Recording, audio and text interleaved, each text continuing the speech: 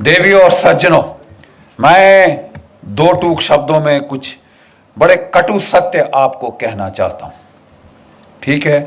और क्योंकि कड़वा सत्य बोलना ही एक फौजी का काम है, हमें सिखाया जाता है। क्योंकि आप सच नहीं बोलेंगे तो आप लोगों को लड़ाई के मैदान में मराएंगे।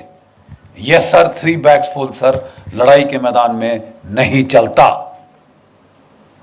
मैं कहना यह चाहता हूं, ये सवाल देखिए, हमारे देश में एक बड़ा मधुर गीत है, दे दी हमें आजादी बिना खड़क बिना ढाल, साबरमती के संत तूने कर दिया कमाल। मैं महात्मा गांधी जी की तहे दिल से इज्जत करता हूं। वो संत थे, लेकिन वो सच बोलने वाले थे।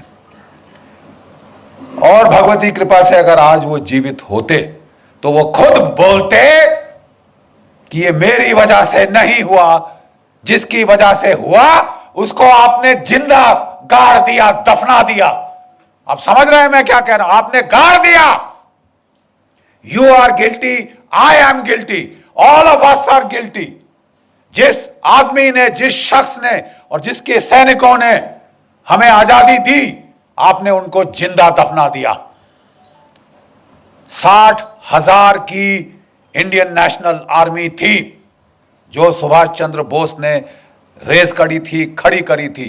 3 डिविजन्स थी इसके अंदर, और इनमें से 60,000 में से 26,000, जरा आंकड़ों पे ध्यान दीजिए, 60,000 में से 26,000 शहादत और कुर्बानी उनको मिली, प्राप्त हुई। वो लड़ते लड़ते मरे ताकि आप और मैं आजाद हो। 26,000 की कुर्बानी, और आप कह रहे हैं दे दी हमें आजादी बिना खड़क बिना ढाल। तुम्हारा मैं मुंह तोड़ दूं, तुम मेरे पास आके गाओ। नहीं साहब, आपको हक क्या है?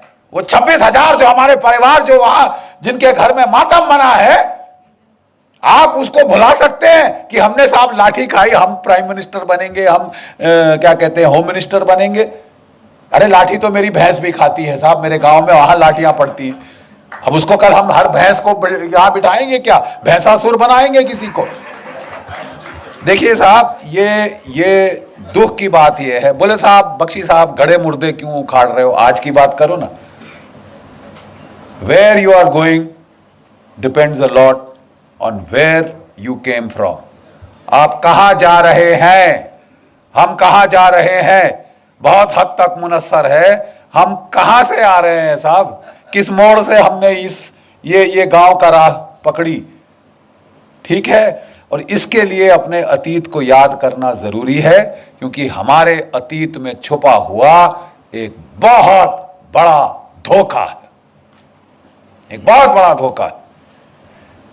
पहले हमें कहा जाता था साहब, आप कहते हैं कि बोस ने आजादी दिलवाई, क्या प्रूफ है आपके पास?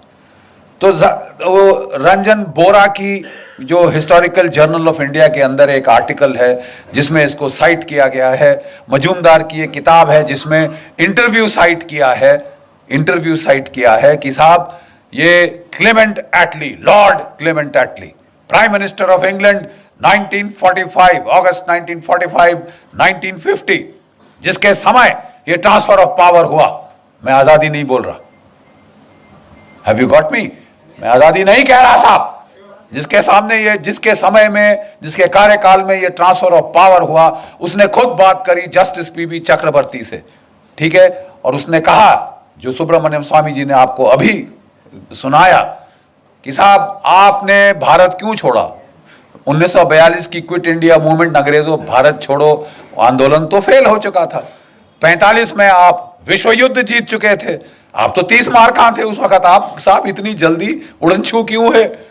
उसने बोला 3 शब्द, Indian national army, Subhash Chandra Bose. 3 शब्द। लेकिन वो भी देखिए साहब, शातिर, लीगल दिमाग, उन्होंने वहां नहीं छोड़ी बात। नहीं तो फिर साहब मुझे ये बताइए कि महात्मा गांधी की freedom, non violent freedom struggle का आपके जाने पे क्या इंपैक्ट था? वो कहते हैं, and I quote, Attlee's face twisted into a sarcastic smile as he spat out the words MINIMAL, minimal. ये कौन कह रहा है साहब?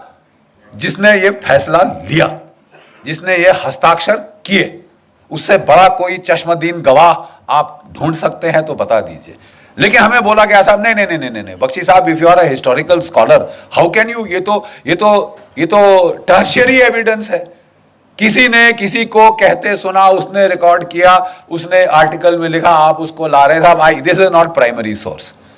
तो लेडीज एंड जेंटलमैन, देवियों और सज्जनों, मैं कहना चाहता हूं कि पिछले कुछ दिनों से हमारा INA trust, Netaji Subhash Chandra Bose INA trust और हमारे कुछ सहयोगी, खासकर डॉक्टर कल्याण कुमार डे, किसी दिन हम लोग इस शख्स का इज्जत से नाम लेंगे।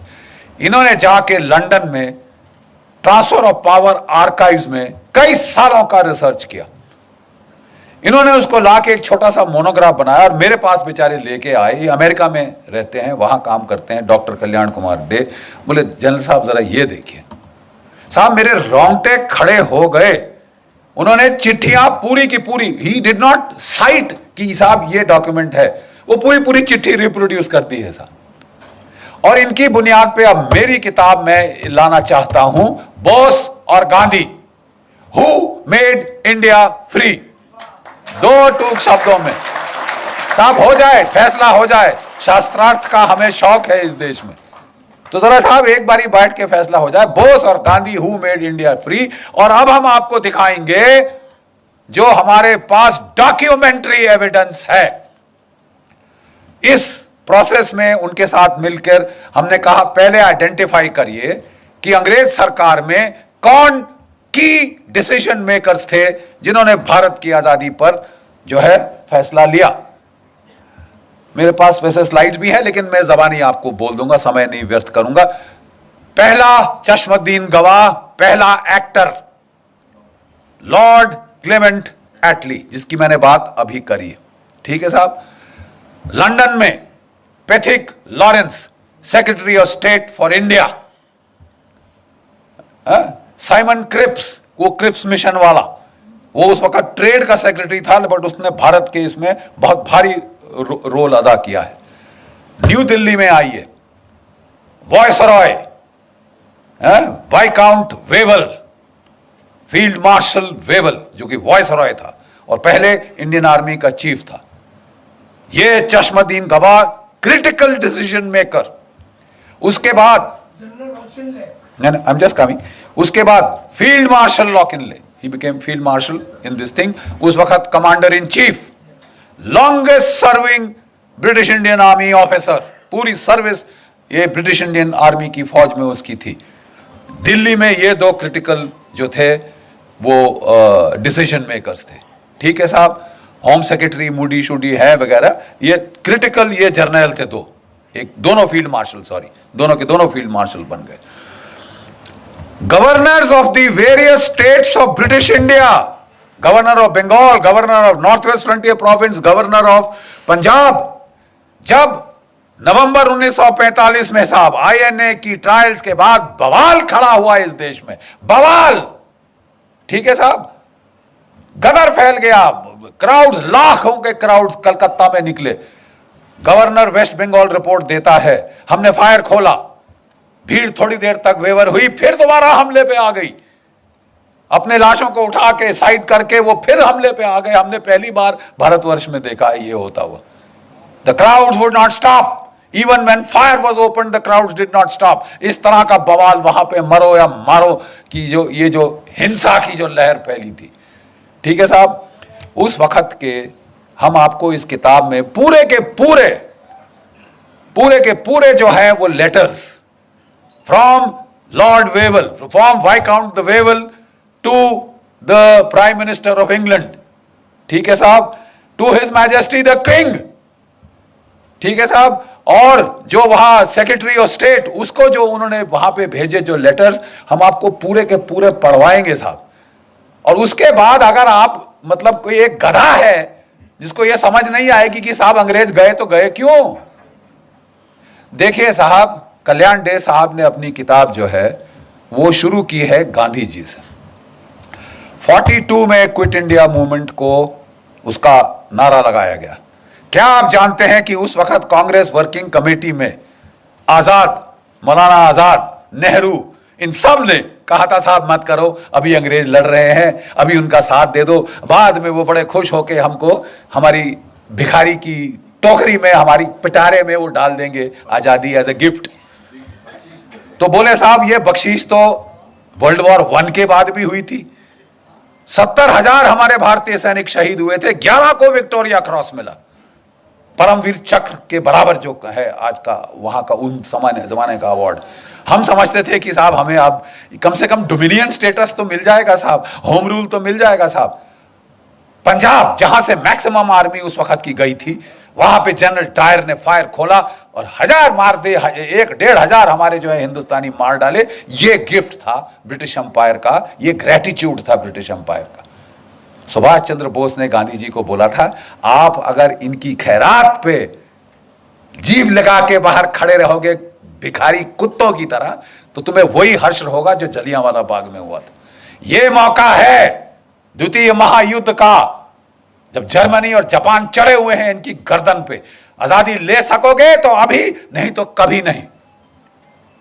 गांधी जी अब तक उनको भी देखिए, बड़ी अजीब बात है, गांधी जी ने निकाला था सुभाष चंद्र बोस को कांग्रेस से, और कोई 2 साल के अंदर उनके मन में परिवर्तन हो चुका था। Please understand this, the views of Gandhi and Bose were now coinciding on the timing of when the freedom struggle should be launched। Gandhi ji अभी भी कह रहे थे कि ये नॉन वायलेंट होनी चाहिए, लेकिन क्विट इंडिया के पहले उन्होंने कहा थोड़ा सा होता है तो होने दो, ठीक है। अंग्रेजों ने पकड़ के सारी कांग्रेस लीडरशिप को, आज की तारीख, आज है वो तारीख 8 अगस्त 1942 जब the quit India movement was launch. उनको पहले से इंटेलिजेंस थी, उनके हजारों तो उनके मुखबिर थे वहां पे। हरामजादगी की कमी है इस देश में, खबर देने वालों की कमी है इस देश में। अरे साहब वो उनको खबर थी, उन्होंने लपेटी पूरी कांग्रेस की लीडरशिप, गांधी जी से लेकर जो भी बड़े लीडर थे उठा के जेलों में डाल दिए। 57 गोरी पलटने, please this is not known. 57 white battalions of British troops, Australians, Canadians, New Zealanders, इसको इस्तेमाल किया कि रगड़ दो इनको, कुचल 10 सालों का सर, ये सर उठाने की हिम्मत करिए, चर्चिल ने बोला वहां से, और बोला अगर ये फास्ट पे जाता है मरने दो इसको, हम संभाल लेंगे, let him die, why is he not dead, ये चर्चिल से सवाल आया। बेचारों ने फास्ट किया, सब कुछ किया, उन लोगों ने बोला गांधी जी अब रहने दीजिए, ठीक है, ये अब वो सोल फोर्स का जमाना नहीं। और साहब इनको निकाला गया जेल से 44 के जुलाई के अंदर, 44 की जुलाई में निकाला गया, जबकि जापानी फौज हार चुकी थी। आयन ने वहां पे इम्फाल कोहिमा की बैटल पराजय हो चुकी थी। अब इनकी सांस में सांस आई, इन्होंने गांधी जी को निकाला। गांधी जी ने कई सारे इंटरव्यू दिए आने के बाद, जो collected works of Mahatma Gandhi से हमने चैप्टर 1 में प्रोफेसर साहब हमने डाले, वो टूट चुके थे बेचारे। अंग्रेजों ने क्या किया क्या नहीं किया भगवान जाने, जेल के अंदर वो टूट चुके थे, इन हेल्थ, इन स्पिरिट। उनको मेडिकल ग्राउंड्स पे बाहर निकाला गया था, ठीक है। और उन्होंने कहा कि देखिए, जब उन्होंने क्विट इंडिया मूवमेंट लॉन्च की थी, पूरी कांग्रेस वर्किंग कमेटी ने अपोज किया था, Gandhi had said no it will be done, it was done. जब वो निकल के बाहर आए, कहते मेरी कोई अब अथॉरिटी नहीं है, मैं अब कुछ नहीं हूं कांग्रेस में, जब मैं जेल गया मेरा सब पोजीशंस खत्म हो गई। ये उनके शब्द हैं, ये उनके शब्द हैं। और इसके चलते मैं किसी को नहीं कह सकता सिविल डिसोबीडियंस मूवमेंट करो। एक अंग्रेज पत्रकार ने पूछा, तो अगर कल आपको वॉइसरॉय साहब बुलाते हैं तो आप क्या कहेंगे? मैं गवर्नमेंट के वॉर एफर्ट में उनकी सहायता करूंगा। डिफीट, टोटल, खत्म, खलास, फिनिश। आपकी जो नॉन वायलेंट मूवमेंट थी साहब, वो कुचल दी थी अंग्रेजों ने by use of brutal force, ठीक है साहब। और ये मिरेकल कैसे हुआ? उन्होंने, अंग्रेजों ने एक और जलियांवाला बाग करना चाहा, साइकोलॉजिकल जलियांवाला बाग। अब तो हम जंग जीत गए हैं, हिंदुस्तानी कुत्तों, अब तुम्हारा नाक रगड़ेंगे, सबके सामने दिखाएंगे क्या है तुमने हिमाकत करी, ब्रितानवी हुकूमतें, क्या मलिकाए हिंद के खिलाफ अपनी आवाज उठाने की, अपनी तुमने हिम्मत करी हथियार उठाने की। तुम्हारा वही हश्र होगा जो 1857 के बाद हुआ था। तुम्हारा वही ट्रायल होगा जहां बहादुर शाह जफर का ट्रायल लाल किले में हुआ था। तुम्हारी नाक रगड़ेंगे, यू ब्राउन डॉग्स। तुम श्वेत लोगों के खिलाफ तुमने हिमाकत करी।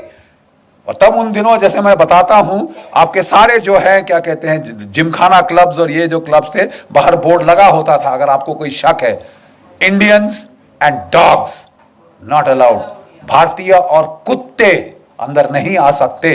और आप ये सह रहे थे और आप अपने वो ले रहे थे वहां से, उसी सरकार से खिताब, राय बहादुर, फलाना बहादुर, ये बहादुर। बकवास डरपोक कौम जिसमें लड़ने की क्षमता नहीं, और बड़ी बड़ी बातें करते हो, उसके बाद फलसफा और फिलॉसफी झाड़ते हो। 800 साल तुम्हारी ऐसी तैसी हुई है, एक के बाद एक आताताई ने आके तुम्हारी तबाही कर दी, तुम्हारे मंदिर तोड़ दिए, तुम्हारी नालंदा जलाई तो 3 महीने जलती रही। और वो सब तो छोड़ो, सोने की चिड़िया सारा सोना उठा के सेंट्रल एशिया पहुंचा दिया। और उसको तो भी रहने दीजिए, आपकी इज्जत भी उठा के ले गए आपकी औरतें बेचने के लिए वेश्या बाजारों में। और उसके बाद तुम शांति की बात करते हो। Are you dead? जो आदमी जिसकी औरत को उठा के बेचा जाए वो शांति की बात करता है। आपको लड़ने का मादा जगाना होगा। और ये जो है, ये जंग, माफ कीजिए, गांधीवाद का जंग, ये बहुत हो चुका। और इसके खिलाफ पहली आवाज उठी थी तो Netaji Subhash Chandra Bose, he is the man, जिसने इसको बोला उठो लड़ो। गीता के पहले अध्याय में भगवान ने क्या कहा है? अर्जुन युद्ध कर। बड़ी बड़ी फिलॉसफी मत झाड़ मेरे को कि साहब अपने भाई को मारूंगा, अपने दादा को मार दूंगा, गुरु को मार दूंगा तो क्या राज्य का फायदा। उन्होंने कहा वो सब ठीक है, लेकिन अगर तू इन्हें नहीं मारेगा अर्जुन, ये तेरे को मार डालेंगे, निर्दयता से तेरी बोटी बोटी काट डालेंगे। समझ गया? अब तू उठ और तू लड़। आपके लिए भी समय आ गया है कि जो क्षात्र भाव है उसको प्लीज जगाइए।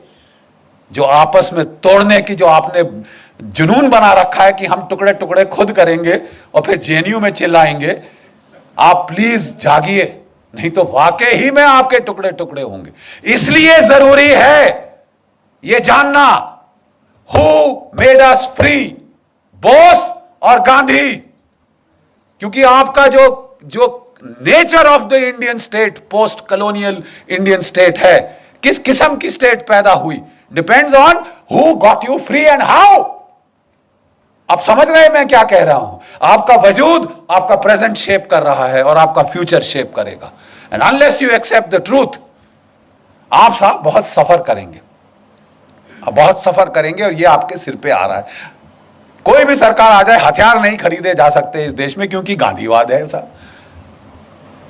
और साहब 10 साल से एक संत एंटनी थे, उन्होंने कोई हथियार नहीं खरीदा था। मैं ना मानू भाई, मेरे कोई धांधली नहीं होनी चाहिए, मेरी धोती सफेद है। अरे साहब आपकी धोती सफेद है तो हम बुरे हैं क्या साहब?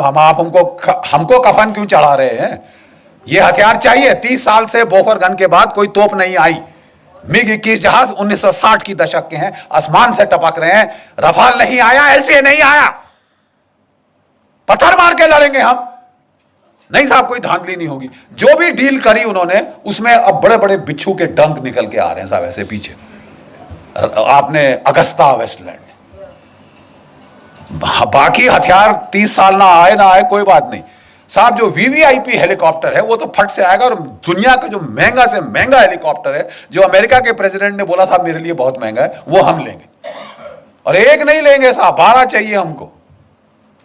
और वो फट से ऐसे आए, 5 साल में आ गए।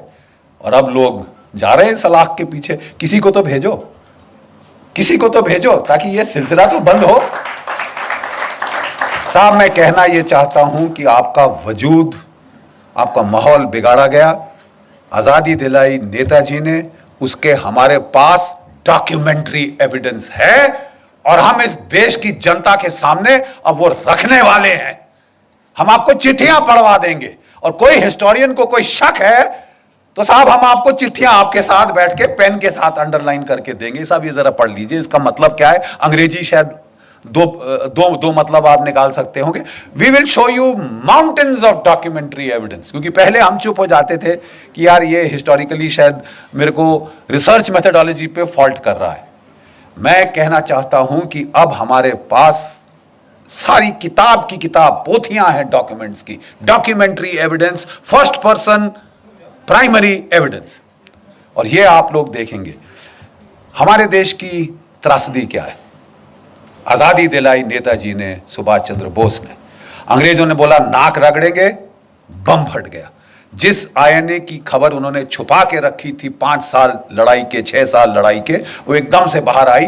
उन्होंने बोला बहुत पब्लिक ट्रायल होगी ताकि हिंदुस्तान की फौज ठंडे पसीने माथे पे आ जाए कि हम फांसी पे टांगेंगे सालों, जैसे 1857 में टांगा था। लेकिन एक फर्क था, 25 लाख भारत की फौज की नफरी हो चुकी थी सेकेंड वर्ल्ड वॉर के एंड तक। 25 लाख, आज 13 लाख। अब समझ रहे हैं, 22.5 मिलियन, 25 लाख फौज थी जो हर मैदान जंग लड़ चुकी थी। अंग्रेजों के दांत तो खट्टे क्या, जर्मनों के दांत खट्टे किए थे, आपके जापानियों से लड़े थे, ठीक है, इटालियंस की ऐसी तैसी कर दी थी हमारी फौजों ने। और लड़ाई के आखिर तक अंग्रेज जर्नल अपने नीचे ब्रिटिश डिविजन्स नहीं, ब्रिटिश यूनिट्स नहीं, इंडियन यूनिट चाहते थे।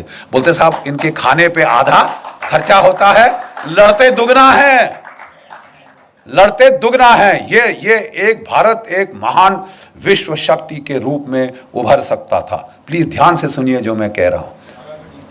भारत एक विश्व शक्ति के रूप में उभर सकता था क्योंकि 25 लाख की फौज विदाउट कंस्क्रिप्शन, बाकी सब जगह बाई फोर्स लोगों को भेजा जाता था फौज में, यहां वॉलंटियर होके 25 लाख है। ठीक है साहब, अगर ये सेना रहती, चीन क्या कौन सी ताकत थी जो इस देश का मुकाबला कर सकती थी। जाने के पहले अंग्रेजों ने इस फौज को 3.5 लाख कर दिया, 25 लाख से 3.5 लाख किया और उसका फिर 2 में बांट दिया। पाकिस्तान की फौज, हिंदुस्तान की फौज यहां से निकली। अंग्रेजों ने, ध्यान से सुनिए, अंग्रेजों ने जब जापान को जीत लिया, जर्मनी को जीत लिया, बोला यहां के लोगों का जो लड़ने का मादा ही खत्म कर देंगे। ऐसी पैसिफिक कॉन्स्टिट्यूशन इंपोज करी कि ये देश कभी उठ ना सके। अब तक जर्मनी जापान उठ नहीं पाए, आर्थिक रूप से कहीं भी पहुंच गए हो दुनिया में, militarily they count for zilch, 0। और एक और देश जिसको ये किया गया, ध्यान से सुनिए, वो था भारतवर्ष।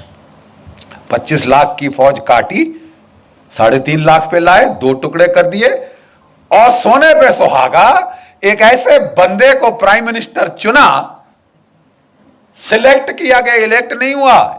कांग्रेस वर्किंग कमेटी ने सरदार पटेल को इलेक्ट किया था। मत भूलिए इतिहास, Sardar Patel was elected by the Congress working committee. अंग्रेजों ने गांधी जी के थ्रू जोर लगवाया, उन्होंने नहीं आप नेहरू को एक्सेप्ट करेंगे। और सब लोग ठीक है महात्मा जी आप कह रहे हैं तो हम कुछ नहीं बोलते। और बहुत नेचुरली खुंदक तो आई होगी सरदार पटेल बेचारों को, इलेक्ट मैं हुआ, सिलेक्ट ये हुए, जैसे इमरान खान हुए हैं बाय द वे। तो साहब एक उनको वो लेके आए नेहरू जी को, और जो हमारा पहला कमांडर इन चीफ था of the British Indian army, वो था जनरल सर रॉय बुचर।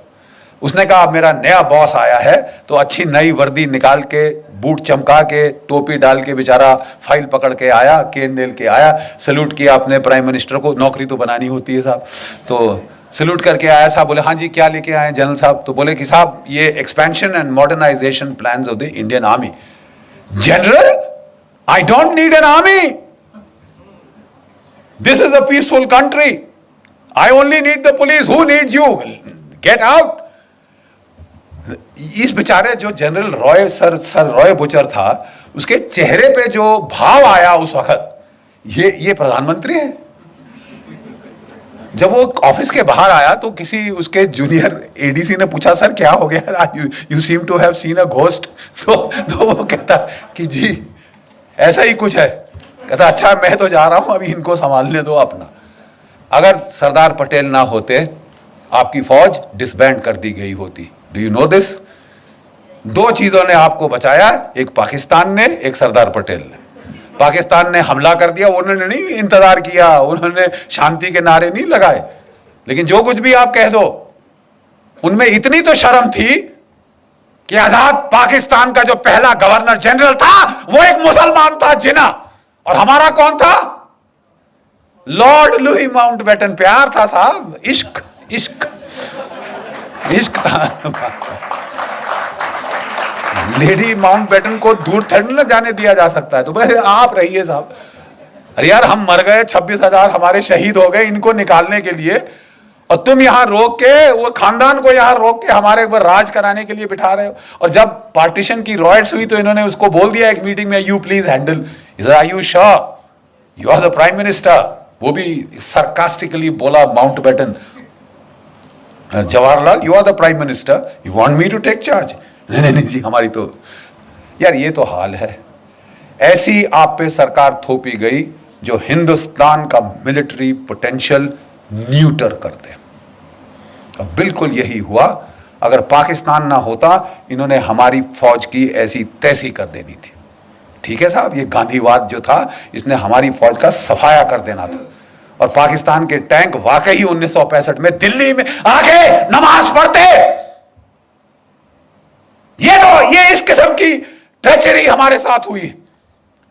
और एक भगवान का लाख शुक्र है पाकिस्तान का, जिसने हमको लड़ना सिखाया, मार लगाता रहा जब तक कि लड़ने को राजी नहीं हुए अपनी जान बचाने के लिए ही। और दूसरा एक चीन की पीपल्स लिबरेशन आर्मी, 1962 में उन्होंने ऐसी करारी लात मारी कि ये नेहरू परिवार का जो उस वक्त हाल था, कभी अमेरिका को अपनी ट्रूप्स भेजो, अपने जहाज भेजो, बोल गए आपकी एयरफोर्स कहां है, आपने लगाई? तुम्हारे पास इतनी बड़ी एयरफोर्स है, तुमने लगाई? 1962 में नहीं लगाई साहब, बिठा के रखा। और आप अमेरिकी एयरफोर्स मान रहे हो, रॉयल एयरफोर्स मान रहे हो, मतलब it was Tamasha. Thank God 1964 में वो अल्लाह ताला को प्यारे हो गए, भगवान उनकी आत्मा को शांति दे और हमें बख्शा। और 10 साल में ये देश रीमिलिटराइज हुआ। 65 की लड़ाई में हमने पाकिस्तान के साथ ड्रॉ हुआ, let's not be beat around the bush, ठीक है साहब। और 71 तक हमारे जर्नल, हमारे लड़के सब सीख चुके थे और पाकिस्तान के 2 टुकड़े कर दिए। चंद्रगुप्त मौर्य की विजय के बाद अगर पहली बड़ी विजय हुई है तो वो 1971 में हुई। 1971 में। कहने को मैं ये कह रहा हूं, देवियों और सज्जनों, हमारे देश के साथ धोखा हुआ। नेताजी जिन्होंने आपको आजाद कराया, वो ताइपे ताइवान नहीं गए थे। जो कांपेताई जापानीज इंटेलिजेंस थी, उन्होंने पहले से उनके लिए प्लान बना रखे थे। उनको एक मित्सुबिशी बॉम्बर में बिठा के वो साइगॉन से मंचूरिया ले गए थे। एक रशियन स्पीकिंग जापानीज जनरल उनके साथ था, जो इंटरप्रेटर का काम करना था। वो लैंड किए मंचूरिया में और वहां से वो सीधा रूसियों के पास गए। ओम्स्क शहर साइबेरिया में, जहां की रशियन गवर्नमेंट मूव करी थी वर्ल्ड वॉर 2 के टाइम, ठीक है, ओम्स्क साइबेरिया, वहां पे आजाद हिंद फौज की एम्बेसी थी। अब जानते हैं, वहां दूतावास था आजाद हिंद फौज का, ठीक है साहब। और वहां पे काटो कानो नाम का कोड नेम था उसका, वहां पे एम्बेसडर था। नेताजी सीधे उसके पास गए, जो सोना दिया था भारतीय मूल के लोगों ने वो साथ ले गए, ताकि अगर नई फौज खड़ी करनी पड़े तो उसके लिए पेमेंट करेंगे। वहां रहे, 3 ब्रॉडकास्ट उनके यहां पे रिकॉर्ड हुए हैं।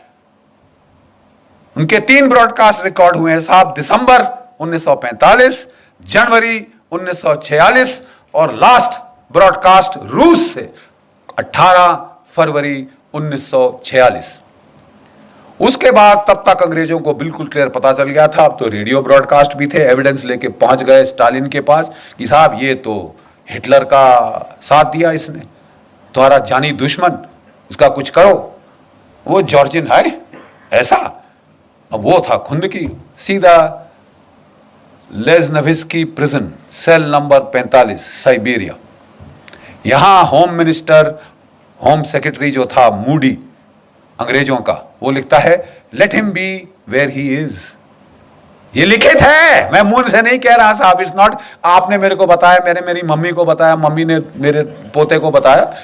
Direct written recorded evidence. Let him be where he is. Hindustan में कोई जेल नहीं जो उसे रोक सके।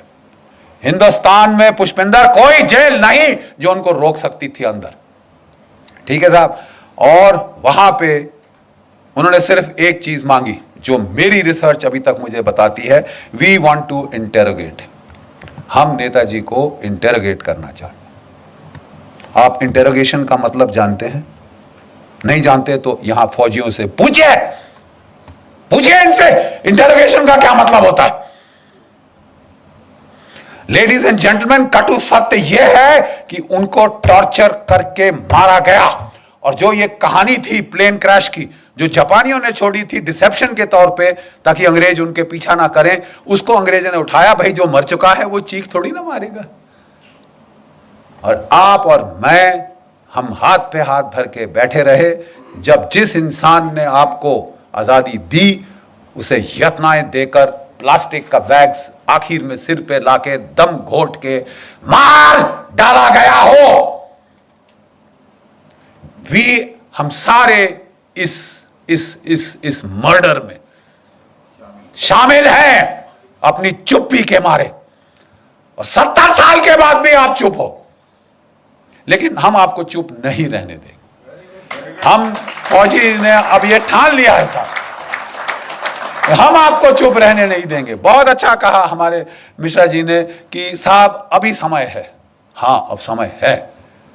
14 अक्टूबर इस साल हम तमाम स्टेट कैपिटल्स में हमारी जो वेटरन्स इंडिया है, हमारी जो नेताजी सुभाष चंद्र बोस INA ट्रस्ट है, आपकी कर्नल साहब की जो ऑर्गेनाइजेशन है हमारी, हम लोग एकजुट होकर मिलकर, अलग अलग करेंगे तो बारिश जैसे कोई असर नहीं होगा। इकट्ठे बनोगे तो जलप्रपात बनेगा जो फाड़ देगा डैम की दीवार को भी। हम लोग सारे स्टेट कैपिटल्स में चलो दिल्ली का नारा लगा के वहां से लोग ला रहे हैं दिल्ली। सारी स्टेट कैपिटल्स में कोई संगठन की जरूरत नहीं है आपके। हम सिर्फ चाहते हैं, जैसे कर्नल साहब बहुत अच्छी तरह से बोलते हैं, अगर आप जय हिंद बोलने को तैयार हो आप जुड़ जाओ। तुम फौजी हो, तुम नहीं हो, तुम सिविलियन हो, तुम कुछ भी हो, आप हमारे सैनिक हैं। जो जय हिंद बोलने को तैयार है वो आ जाए। जहां भी हो 10, 15, 20 इकट्ठे करो जिस भी शहर में। लेकिन 14 अक्टूबर को पहला चलो दिल्ली अभियान शुरू होगा।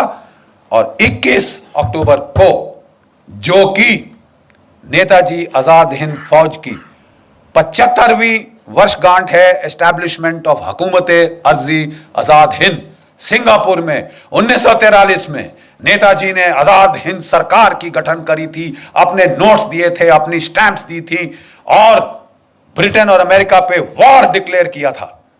और इसके चलते ही ये INA के सिपाही बचे, इन्हें कोई फांसी नहीं टांग सका। साहब हमको तो there was a declaration of war, I am legally entitled to fight. ये ओथ शोथ छोड़ो। अब साहब हमें बताया जा रहा है, हमने बोला साहब प्लीज, 4 साल से मैं लगा हूं, गवाह हैं ब्रिगेडियर चिकारा साहब, 4 साल से मैं लगा हूं, कभी आर्मी चीफ, कभी रक्षा मंत्री, कभी ये कभी वो, कि भाई जो बेचारे बचे खुचे हमारे आजाद हिंद फौज के सेनानी हैं, रिपब्लिक डे पे आप उनको, जो परमवीर चक्र के विजेता आते हैं जीपों पे, हमारे इन वृद्ध सेनानियों योद्धाओं को ला नहीं सकते, उनकी आंखें गीली हो जाएंगी। आप ये नहीं कर सकते, आप ये नहीं कर सकते। आप, हमने बोला कि तुम उनको पैसा दो, मरो तुम अपना पैसा लेकर, shove it up where the sun don't shine, फौजी भाषा के अंदर। लेकिन इनको इज्जत देने में तुम्हारा कुछ जेब से जाता है। आप उनको नहीं ला सकते राजपथ पे, क्यों? और नहीं तो क्यों? किसका डर है? अंग्रेज सरकार नाराज हो जाएगी तुमसे। कि हमको किसी ने एक आर्गुमेंट दिया, अरे साहब इन्होंने तो गद्दारी करी थी। क्या क्या क्या क्या? किससे? आप कहना चाहते हैं कि इन्होंने अपनी ओथ वायलेट करी साहब, जो इन्होंने ब्रितानवी सरकार, हुकूमत ब्रिटानिया, क्वीन एलिजाबेथ और किंग जॉर्ज II के नाम पे ली थी। जब मेरा देश है तो किंग जॉर्ज II कौन होता है? मेरा देश के लिए मैं लड़ूंगा। मैं किसी का भाड़े का पिट्ठू नहीं हूं कि मैं अंग्रेज सरकार के लिए अपनी ओथ पे मैं कायम रहूंगा। अगर मेरे देश का सवाल है, भाड़ में गई तेरी ओथ, मैं ये लेके ऐसे पांव से कुचलता हूं अभी लिखी तेरी ओथ। आप कह रहे हो कि 70 साल आजादी के बाद 71वें साल में तुम आईएनए के वेटरन्स को रिपब्लिक डे परेड पे नहीं ला सकते। चलिए साहब, यही बात रही। हम साहब रहे बेवकूफ आम हिंदुस्तानी, बड़े बड़े शातिर दिमाग सारे हमारी सरकारों में बैठे हैं, और वो हमें कह रहे हैं तुम बेवकूफ हो। हाँ साहब, हम बेवकूफ हैं, but we are emotional bloody fools. और हम देखेंगे कि आप लाओगे। You will get the INA veterans on parade. Otherwise, Dr. Subramaniam Swamy and I, we will take you to court. आपको सिर्फ कोर्ट की भाषा समझ आती है। और उसके पहले हमारी आपसे हाथ जोड़कर विनती है। आप एक हैं यहां, आपके परिवारजन 10, 15, 12 बड़े बड़े परिवार हैं भारतवर्ष में। आप प्लीज सबको लेकर आइए। 21 अक्टूबर को हमने सरकार से मांग करी है कि सरकार एक फंक्शन करे, या प्रधानमंत्री जी या राष्ट्रपति जी तिरंगे झंडे को लहराएं on the 75th anniversary of हुकूमत आजाद हिंद फॉर्मेशन। लेकिन अगर कुछ नहीं हुआ तो आप समझते हैं कि ये खाली चला जाएगा? जी नहीं, हम करेंगे, हम याद करेंगे। We will not forget and we will not forgive. हम भूलेंगे नहीं और हम कभी माफ नहीं करेंगे। जो गद्दारी तुमने करी है, जिसे तुम छुपा रहे हो, क्योंकि कितने सारे नौकरशाहों का, कितने सारे इंटेलिजेंस ब्यूरोज के चीफ का नाम आज कीचड़ में होगा अगर असलियत आ जाए सामने। आप छुपा रहे हो, लेकिन आप हमेशा के लिए नहीं छुपा सकते। जितना ज्यादा छुपाओगे, ये अंदर राक्षस तुम्हारी पेट में बढ़ेगा और ये फूट के बाहर निकलेगा।